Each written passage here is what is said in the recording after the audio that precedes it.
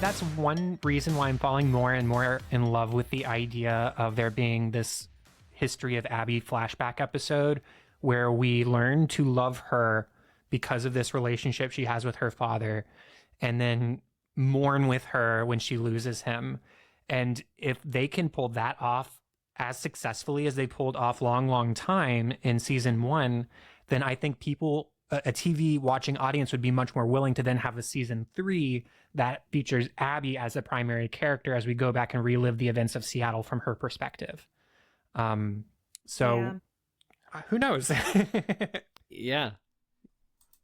I mean, ultimately, one thing the show doesn't do is waste characters. It doesn't waste casting, and it doesn't waste characters. And so knowing that, like, I think that we're gonna somehow see a pleasant amount of each of the characters that we know are coming back. Like, and one thing that I saw while rewatching season 1 is that episode where Tommy almost takes Ellie south, to finish the goal. There's a little bit of bonding going on there. Like, Tommy is responsible. He's like, I'm gonna take you, and neither of them really want it to happen. They want it to be Joel, but that relationship reminded me that we're gonna get to see more Tommy and Ellie in this season, and I'm looking forward to, even though Tommy's trajectory following Joel's death is somehow worse than Ellie's, even I think, descent into revenge and madness.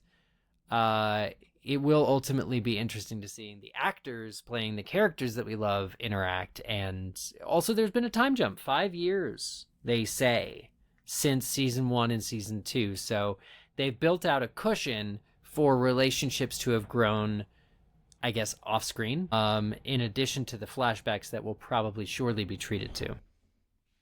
Right. Yeah, I mean, we haven't even talked about Ellie's relationship with Dina, and I know how complicated that is. Quite. Yeah. So that'll definitely be interesting to see, and we definitely see a couple of those moments in the trailer, so I think we're going to get a pretty faithful adaptation of that particular story arc. And hell, maybe, I don't know, maybe episode 3 of season 3 is expanding on that sequence where in the game where Ellie and Dina are like living their best domestic lives together. Yeah. Maybe that'll be like the fantasy escape episode, and then it's like, just kidding, everything's terrible. Everything's terrible. Yeah. Oh, that would be good. The one thing that chilled me while watching the trailer is a live action whistle. This was it. We know that the Seraphites, it's terrifying when you're in the game and having to escape from this group of people, pejoratively called scars, and the whistles that they do to communicate without giving away, their own position or their own language, essentially, is so, I think, what a great piece of world building that is, just in creating these characters for the game. But hearing it live action in the trailer gave me a special sort of chills, because I was like, you know what, there's a lot of rich story there that we're going to get to see adapted at some point. And I just love how viscerally I felt that whistle. It's just like some, it's like, huh? They're here, that. Well, and it's one of those things that is, they do such a good job in the show overall of having a lot of stuff for fans of the game. I mean, there are so many times, in season 1, and I think we'll see this again in season 2, where the way a certain scene is shot is like shot for shot how it looked in the game. And that's always a treat, because, we're sitting there going, oh my God, this is just like it was in the game. Yeah. So yeah, I can't wait for, we're going to see that several times. We did in season 1 too. Yeah. And clothing is exact down to the last detail. Certain like elements are exact. Like, I know they recreated Sarah's band t-shirt in the first episode. Like, it's just unbelievable attention, and like you're saying, like Laura, like a real appreciation and an Easter egg for those game players. So yeah, that I definitely feel for sure. There's two quotes I want to say from the South by Southwest panel.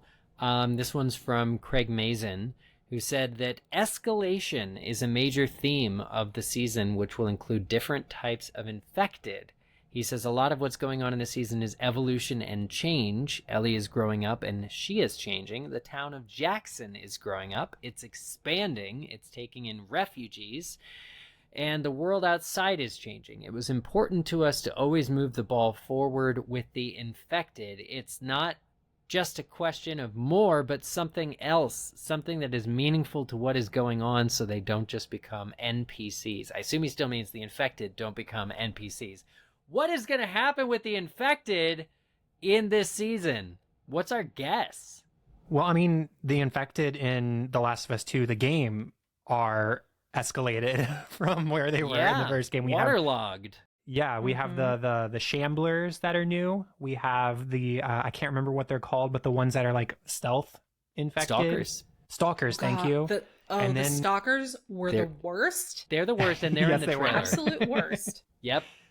And then we have the granddaddy of all infected, the Rat King. I mean, assuming we do get all of Seattle from Ellie's perspective in this season, then we've got the Rat King ahead of us. And imagine that in live action. You know what The bloater was terrifying. No, the bloater was terrifying. Like, that's the thing. Like, I can't, the brute force power of the bloater alone in live action and in the game, like, I get ripped apart so often by the Rat King.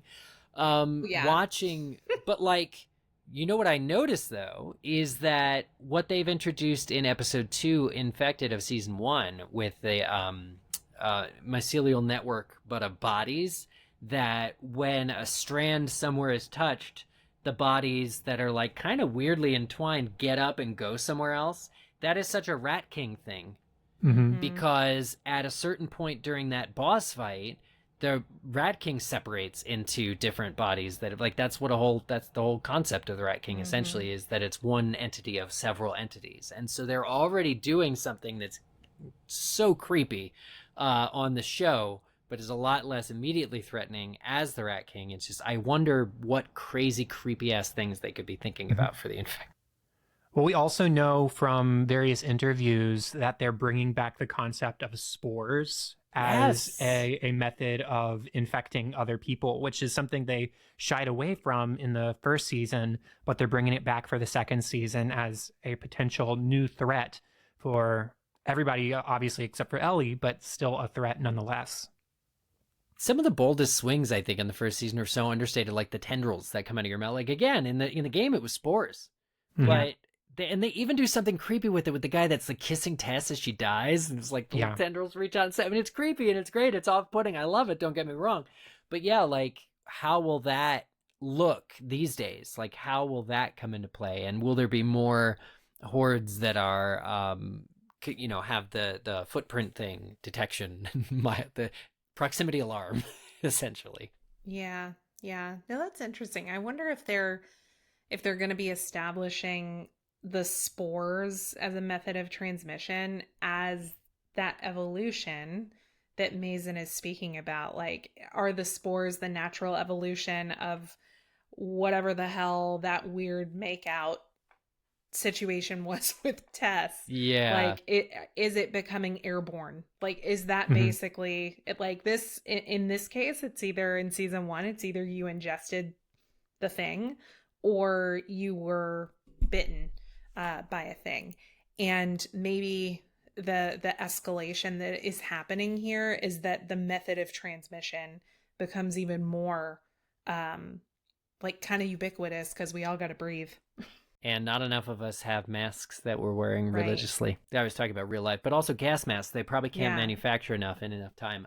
So yeah. Well, I mean, honestly, I'm sure that there would be some people in the Last of Us universe who would want to believe that my body, my wearing choice. their gas masks is actually a government conspiracy, and they're gonna install 5G chips and spores are good for you, actually. Yeah, no, they're fine. They build natural immunity. Actually, we have herd immunity. You can get ivermectin and you can just eat that. Man, never thought that would come up on this show.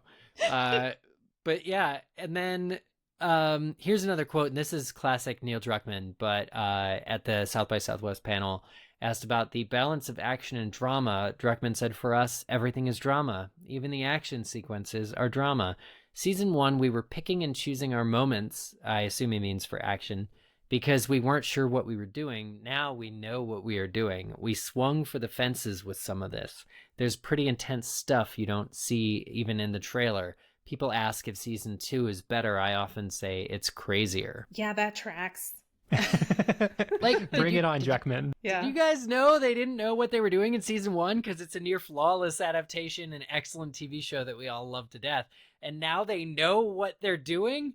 What? How much more terrifying is that?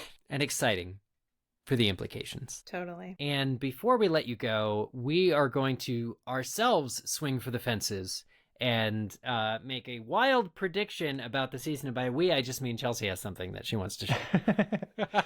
So Chelsea, Okay. What is your wild prediction about The Last of Us Season 2? So a tiny bit of setup. We know as players of The Last of Us 2, looking at the cast list of The Last of Us Season 2, that there are a couple of characters notably missing from the cast list. And that is the characters of Lev and Yara, I believe. Did I get that name right? I want to make sure. I would argue that they are crucial to the sympathetic Abby storyline. Yeah. Because Yes. completely separate from everything else, she takes in and grows to care for and protect and all that. It's the Joel arc with Ellie, but with Abby and these kids. And without them, if they're not in this season, where does that leave us feeling about Abby? Sorry, Chelsea, go on. Right.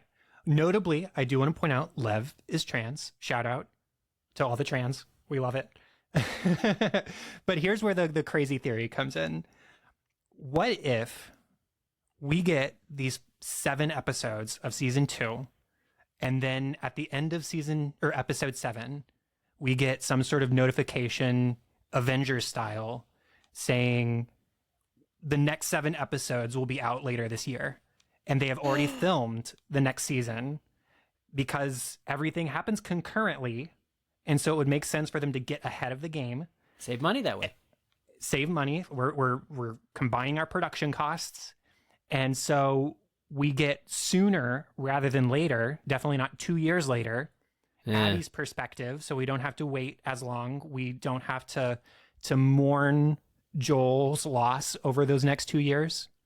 And so we get season 2 here in April. We get season 3 November, maybe next April at the latest. And then from there, we are set up to wrap up the story if they don't do it in season 3. But what would you guys think if we have everything really soon and Lev and Yara as characters are introduced when we get theoretically Abby's perspective of Seattle in season 3? I love that idea simply because, I mean, I want season 3 sooner. But we know that, I mean, season 2 and season 3, I mean, they're effectively the same season because they cover the same content as the second game. So it's almost like a season 2 and then a season 2.5.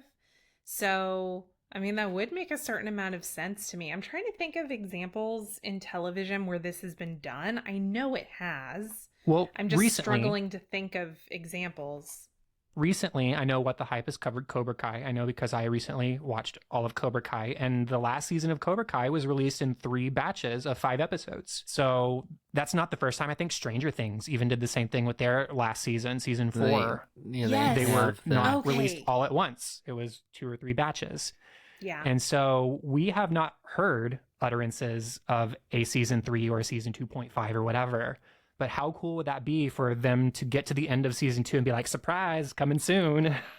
You can expect to see from Abby's perspective sooner rather than later. I'm really liking that idea too. Abby will return. Abby will return. Yeah. Boo! Boo! Yeah. With friends. Abby and Friends. The season 3 of The Last of Us. That sounds so much more wholesome than it's going to be. I want the dog and the squeaky toy and nothing that happens to the characters. This is something I want to call out. In the game, you have to kill dogs, and I really don't want to see that in the show. Same. I hate that. I hated that part. I tried so hard to avoid. And I just, you can't. It's not possible. It's one of those impossible choices that this game forces you to make. And I would really like it if the show spared us that particular moment. That's I don't fair. think we need it. No. I hope we don't. There's so much else going on. Yeah, if I were playing the game on permadeath and I got to the dog scene, I'd just like, take me. You can get me. You can catch me. Yeah. I'm not doing it. Yeah. You know. Something I am excited to watch out for, and y'all will get to experience this with me. So, our other What the Hype co-host, Pam, has seen all of season 1 of The Last of Us, but she has not played the games. So she is going into season 2 with no idea what is about to happen. And when we do our reactions, she is going to be coming in with a completely fresh perspective of what the fuck is going on.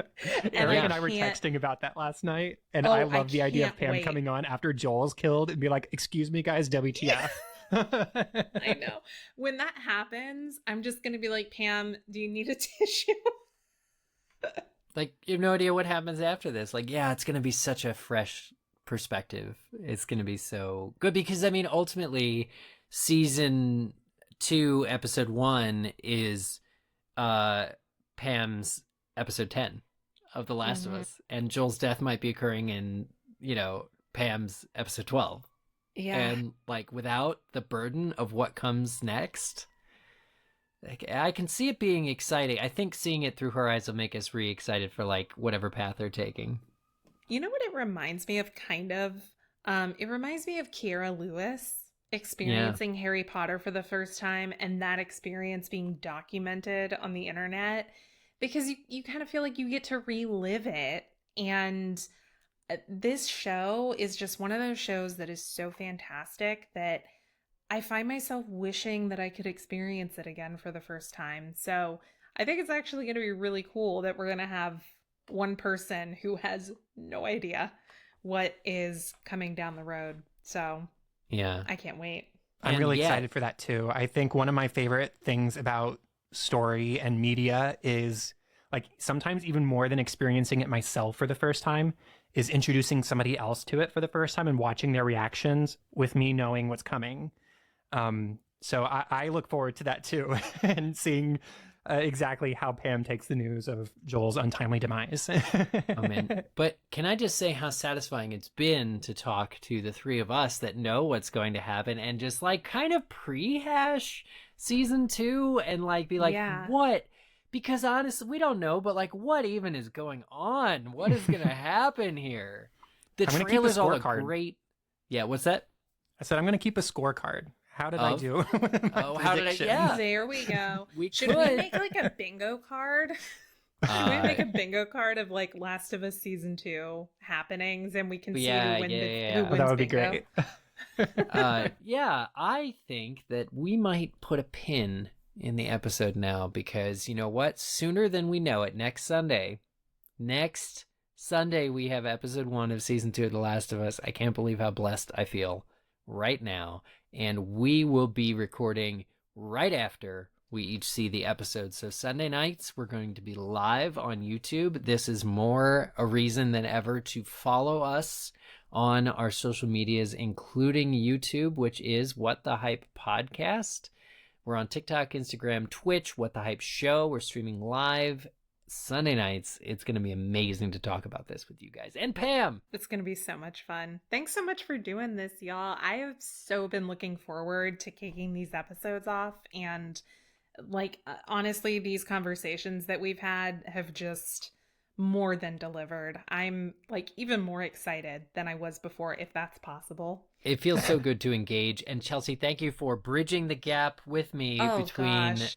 Thank you for sporing our show and this What the Hype new incarnation of Last of Us coverage. So thank you for coming here and doing this. Thank you for having me. I'm so glad to be a part of it. And I mean, selfishly, I'm excited to be talking about it with other fans and newcomers to the franchise as well. So I look forward to just as much the show, our conversations as the show. Well said. So thank you to everyone who has listened to us and these episodes. And if you're already spoiled on The Last of Us 2, don't spoil others. We have to protect Pam. She must be everyone. yeah. Protect Pam. Oh, man. Hashtag. Oh, so I think that might do it for our Last of Us All Spoilers Season 2 look ahead episode. And there's so much more also happening on the What the Hype feed every week. Micah, Pam, we're all talking about all sorts of pop culture stuff. There's other shows we keep mentioning, Cobra Kai, White Lotus is being wrapped. Oh, it's just, and thank you to White Lotus for getting the hell out of the way so we can get The Last of Us. Oh, thank you. But yes, we really enjoy talking about pop culture with you. And if you do too, tell a friend, please, about What the Hype as well. And I think until next time, Laura, Chelsea, thank you. Thank you. Thank you. And this has been so great. That's the hype. That's the hype about The Last of Us. Thanks, y'all. Thanks.